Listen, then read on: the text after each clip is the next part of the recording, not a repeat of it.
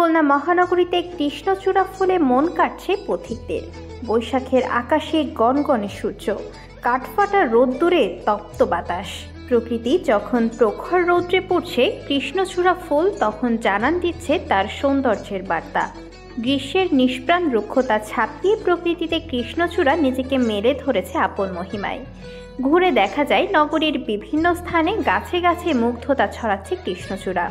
যেন লাল রঙে কৃষ্ণচূড়ার পসরা সাজিয়ে বসে আছে প্রকৃতি। চোখ ধাঁধানো টুকটুকে লাল কৃষ্ণচূড়া ফুলে সেজেছে গ্রীষ্মের প্রকৃতি।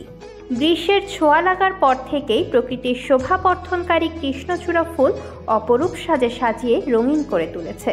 পথচারীদের দৃষ্টি কাটছে কৃষ্ণচূড়া। দূর থেকে দেখলে মনে হয় যেন লাল রঙের পাহাড় দাঁড়িয়ে আছে মাথা উঁচু করে। কৃষ্ণচূড়া তার রক্তিম আভা ছড়ানোর মাধ্যমে প্রকৃতিকে সাজিয়ে তুলেছে অপরূপ করে।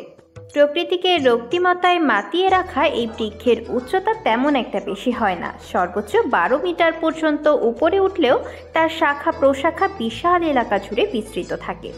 পাপড়িগুলো প্রায় 8 সেন্টিমিটারের মতো লম্বা হতে পারে। প্রতিটি পাতা 30 থেকে 50 সেন্টিমিটার লম্বা এবং 20 থেকে 40টি উপপত্র বিশিষ্ট।